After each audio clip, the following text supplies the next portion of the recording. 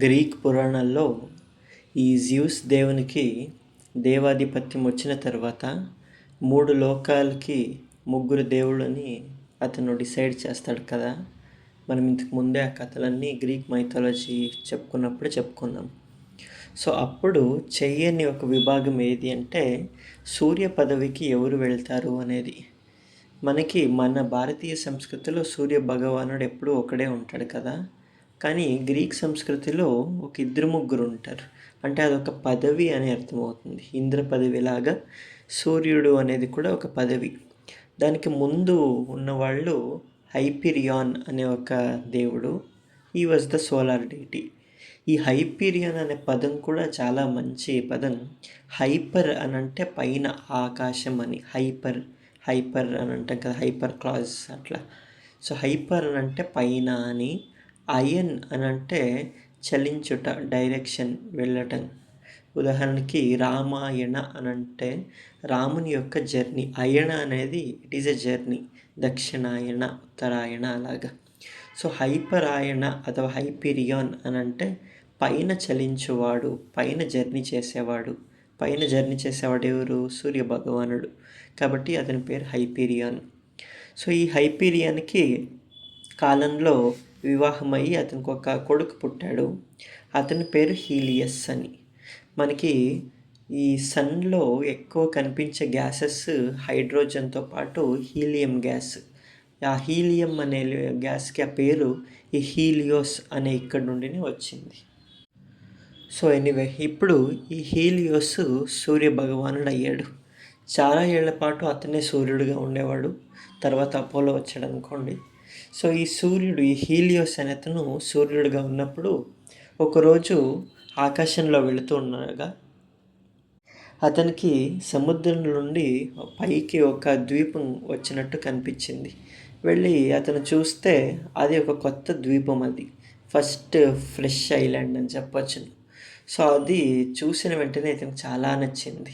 వెళ్ళి జ్యూస్ని అన్నాడు, నేను పుట్టక ముందు మీరు సముద్రాలని, పాతాళలోకాన్ని, జలదేవతల్ని వీళ్ళందరినీ విభాగం చేశారు. నేను అప్పుడు ఇంకా పుట్టలేదు. కాబట్టి నాకంటూ నా పాలిట ఏది ల్యాండ్ లేదు.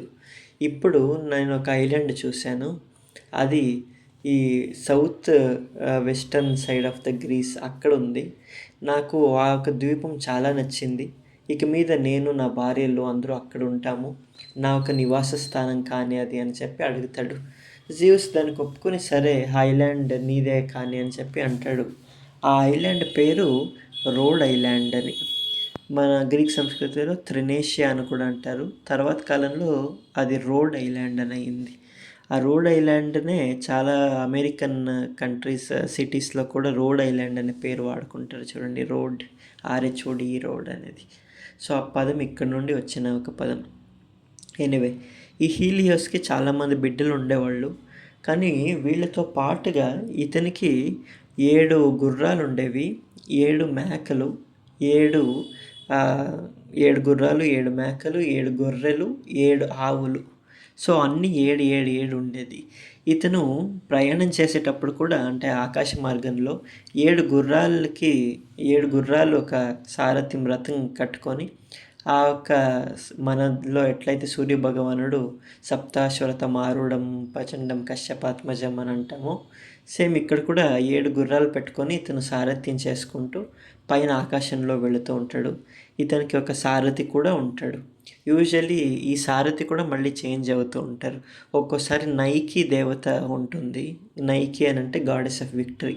ఈ నైకి అనే బ్రాండ్ ఉంది కదా, NIKE. సో అది అక్కడి నుండి వచ్చిన పదం. ఎనీవే, సో ఈ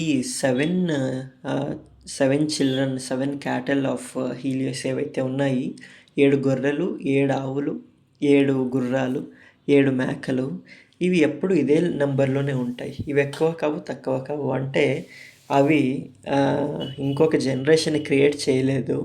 అలా అని చెప్పి లైక్ వెనక జనరేషన్కి కూడా ఏవి లేదు వీటికి ancestors. They have no ancestors. Just అలా స్వయంభూగా పుట్టేశాయి అంతే. బట్ ఎవరైనా చంపేస్తే చనిపోతాయి. అందుకని హీలియోస్ దీన్ని చాలా కేర్ఫుల్గా, చాలా సీక్రెటివ్గా, చాలా ప్రొటెక్టివ్గా ఈ త్రినేషియా అనే ఒక ఐలాండ్లో పెంచుతూ ఉన్నాడు. ఇది అందుకని స్వతహంగా జ్యూసే చెప్పాడు ఐలాండ్ నీది అని. కాబట్టి ఎవరు అటువైపు వెళ్ళరు. అందుకని ఇప్పుడు మన కథలో ఒడిసియస్ అండ్ అతని యొక్క సైన్యం ఇలాంటి ఈ త్రినేషియా ఐలాండ్కి వచ్చారు. రాగా వెనకాల కెర్బిదీస్ యొక్క తరంగాలు ఇంకా వినిపిస్తూనే ఉన్నాయి. చూస్తే ఒక పెద్ద పెను తుఫాను వస్తూ ఉంది. వాళ్ళకి ఇంక దిక్కులేక ఈ త్రినేషియన్ ఐలాండ్ దగ్గరికి వచ్చారు. ఒడిసియస్ చెప్పాడు అతని యొక్క టీం అందరికీ, చూడండి మనం ఇప్పుడు ఉండే ఈ ఐలాండ్ ఉంది కదా, ఇది సాక్షాత్ సూర్య భగవానికి చెందిన ఒక ఐలాండ్, త్రినేషియన్ ఐలాండ్ ఇది. ఇక్కడ అతని యొక్క గోవులు ఉన్నాయి, మేకలు ఉన్నాయి, గొర్రెలు ఉన్నాయి అని చెప్తున్నట్లనే ఇతని సైన్యం అంతా వాళ్ళ నోరు ఊరుస్తూ ఉన్నారు. అయితే మనకు ఆహారానికి ఏం చింతలేదు, తినేయచ్చు అని అంటున్నారు వాళ్ళు. లేదు లేదు, నేను పూర్తిగా చెప్పేది వినండి. ఈ గోవులకు కానీ ఈ యొక్క గుర్రాలకో లేదా ఈ యొక్క ఆవులకో మేకలకో గొర్రెలకో ఏమన్నా హాని జరిగింది అని అంటే సూర్యభగవానుడు మన మీద కోప్పడతాడు. ఆ తర్వాత పరిణామాలు ఏమవుతాయో మనం చెప్పలేము.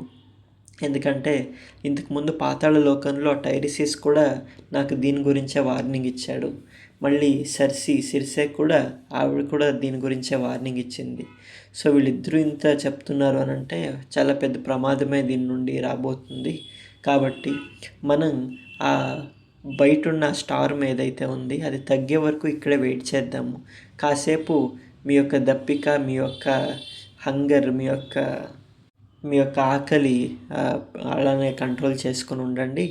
తర్వాత ఇక్కడ నుండి ఎస్కేప్ అయిన తర్వాత ఎంతైనా తిందురు కానీ ఏదో ఒక చోట ఏదో ఒకటి తిందాము అని చెప్పి అంటాడు. వాళ్ళు ఫస్ట్లో అంటారు, ఒడిసేస్ నీకేమో చాలా ఈజీ అలా చెప్పడం, నువ్వు గొప్ప వీరుడివి, మా అందరికన్నా చాలా శక్తివంతుడివి, నువ్వు తిండి లేకుండా కావాలన్నా ఉండగలుగుతావు, కానీ మేము అలా ఉండలేము. మళ్ళీ ఆ సరిసే ఇచ్చిన పదార్థాలు ఏవైతే ఉన్నాయి, తిండి పదార్థాలు, అవి ఆ కరిబ్దీస్ నుండి తప్పించుకొని వచ్చినప్పుడు అన్ని నీళ్ల పాలైపోయాయి, అన్ని కిందికి పడిపోయాయి, మాకు ఇప్పుడు తినడానికి ఏం లేదు అని అంటే ఒడిసియస్ అంటాడు, నేను మళ్ళీ చెప్తున్నాను, ఇది నా ఆర్డర్, ఎవరు కూడా బయటికి వెళ్ళి ఆ హీలియోస్ యొక్క క్యాటల్ దాన్ని చంపు తినడం కానీ ఇలాంటివి ఏమి చేయకండి అని చెప్పి ఆర్డర్ పాస్ చేస్తాడు. సరే అలా అయితే అని చెప్పి వాళ్ళందరూ ఆ షిప్లోనే, ఆ ఒక దడంలోనే, ఆ ఒక దిబ్బలోనే చాలా రోజులు ఉంటారు. ఎందుకు ఉంటారు అని అంటే అక్కడ స్టార్మ్ బయట సముద్రంలో అది తగ్గట్లేదు, భయంకరమైన ఒక చండమారుతం, అది భయంకరమైన ఒక తుఫాను, భయంకరమైన ఒక జియో స్టార్మ్ లాగా ఉంది. అందుకని వీళ్ళు ఇంకేం చేయలేరు. కాస్త వెదర్ కూల్ అయ్యే వరకు మనం ఇక్కడే ఉండాల్సిందే, తప్పదు అని చెప్పి వెయిట్ చేస్తున్నారు. కానీ ఇలా 1 వీక్ అయిపోయింది, అసలు స్టార్ము తగ్గట్లేదు. వీళ్ళు ఫుల్ ఆయాసం అయిపోయారు. ఒడిసియస్ కూడా పూర్తి ఆయాసం అయిపోయి నిద్రపోయాడు. నిద్రపోయిందే టైం అని చెప్పి చూసుకున్న ఈ గ్రీక్ సైనికులు, మనం చనిపోతే ఎలాగో చనిపోతాము, లేదా ఆకలితో చనిపోతాము, లేదా ఆ హీలియోస్ యొక్క క్యాటల్ని చంపి తిని అతని యొక్క కోపానికి మనం విక్టిమ్ అయ్యి అతని చేతిలో చనిపోతాం. సో డెత్ ఈజ్ సర్టెన్, లేదా ఆకలితో చనిపోవాలి లేదా శాపంతో చనిపోవాలి. కాబట్టి ఆ చనిపోయేదేదో ఆహారం తిన్నాక చనిపోదాం కదా అని చెప్పి అనుకుంటారు. ఒడిసియస్ అప్పుడు బాగా నిద్రపోతున్నాడు, తెలియదు అతనికి. ఇందులో యూరిమాకస్ ఒకడు ఉండేవాడు. అతను, అవును కరెక్టే మీరు చెప్పేది, మనమందరూ ఒడిసియస్ని నిద్ర లేపాము అని అంటే అతను మనల్ని ఆపుతాడు, తినొద్దు అని చెప్తాడు. కానీ మన ఆకలి మనకు తెలుసు కదా, మనం ఉండడానికి అవ్వదు, కాబట్టి అతను ఇక్కడే ఉండని మనం నెమ్మదిగా వెళ్ళి ఆ మాంసం తిందాము అని చెప్పి అందరూ సైనికులు చేరి షిప్ దిగుతారు. దిగి సైలెంట్గా ఐలాండ్లోకి వెళ్తారు. వెళ్ళి అక్కడ అద్భుతమైన గోవులు, గుర్రాలు, మేకలు, గొర్రెలు ఇవన్నీ కనిపిస్తే అవి చూస్తుంటేనే బాగా పెంచిన ఒక గొర్రెల్లాగా మేకల్లాగా కనిపించాయి. ఎంతైనా సూర్య భగవానుడి యొక్క క్యాటల్ కదా, సో వాళ్ళకి ఏదో పండుగలా అనిపించింది. వెంటనే వాళ్ళు అక్కడ కొన్ని రాళ్ళు షార్ప్ చేసుకున్నారు, వాళ్ళ యొక్క కత్తుల్ని బాగా నూరుకుని ముందు గోవుల్ని చంపేశారు, తర్వాత మేకల్ని చంపేశారు, ఆ తర్వాత గొర్రెల్ని చంపేశారు. చంపిన రాశిగా పడున్న ఆ క్యాటల్ని వాళ్ళు అగ్గి వేల్చి అందులో బాగా హీట్ చేసుకొని తినడం స్టార్ట్ చేశారు. వీళ్ళు ఇట్లా తింటుంటే ఆ చనిపోయిన ఒక మీట్ స్మెల్ అక్కడ షిప్లో ఉండే ఒడిసియస్కి తగిలింది. అతనికి మెలకువైంది, నిద్రలేచాడు. లేచి చూస్తే సైనికులు ఎక్కడ కనిపించట్లేదు, కానీ దూరం నుండి పొగ కనిపిస్తుంది, స్మెల్ కూడా వస్తుంది. ఆవిడ అతన్ని దాన్ని ఫాలో అయ్యి వెళ్ళి చూస్తాడు. మొత్తం సైనికులంతాను ఒక రాయల్ ఫీస్ట్ లాగా అంతా తినేస్తూ ఉన్నారు. వా ఒడిసియస్ అది చూసిన వెంటనే నెత్తి నోరు కొట్టుకుంటాడు. అయ్యయ్యో, నేనేం చెప్పాను మీకు, ఇలా చేయొద్దని చెప్పాను కదా, ఎందుకు భగవంతుడా నాకు నిద్ర ఇచ్చావు, నేను మెలకువగా ఉండుంటే వీళ్ళని ఆపేటోడిని, ఎందుకు ఇలా చేశారు అని చెప్పి అతను బాధపడుతూ ఉన్నాడు, కోపంగా ఉన్నాడు, ఏడుస్తున్నాడు. రాబోయే ఉపద్రవం ఇంకేం వస్తుందో అని చెప్పి ఇంకా భయంగా కూడా ఉంది. ఎందుకంటే ఇంతమంది వార్నింగ్ ఇచ్చారు, సూర్యభగవానుడి యొక్క క్యాటల్ని, అతని యొక్క గోవుల్ని కనుక ఏం చేయొద్దు అని. ఇప్పుడు ఇంత చేసిన తర్వాత ఇప్పుడు నెక్స్ట్ అతని యొక్క కోపం ఎలా ఉంటుందో.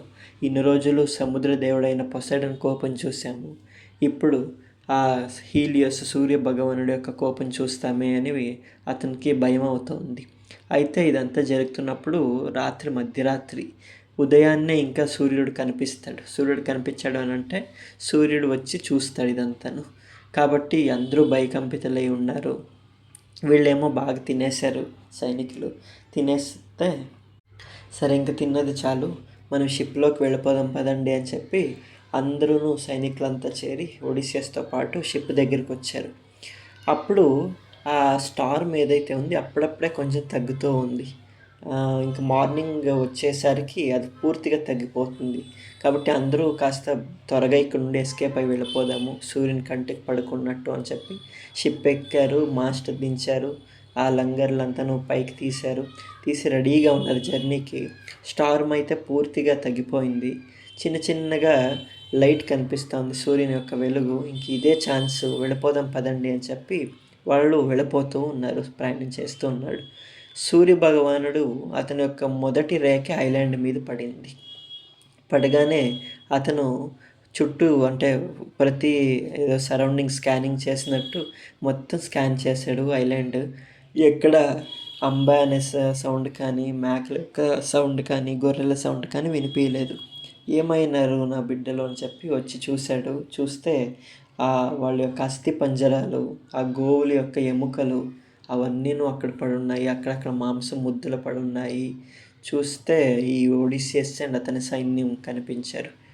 ఎక్కడ లేని భయంకరమైన కోపం వచ్చింది.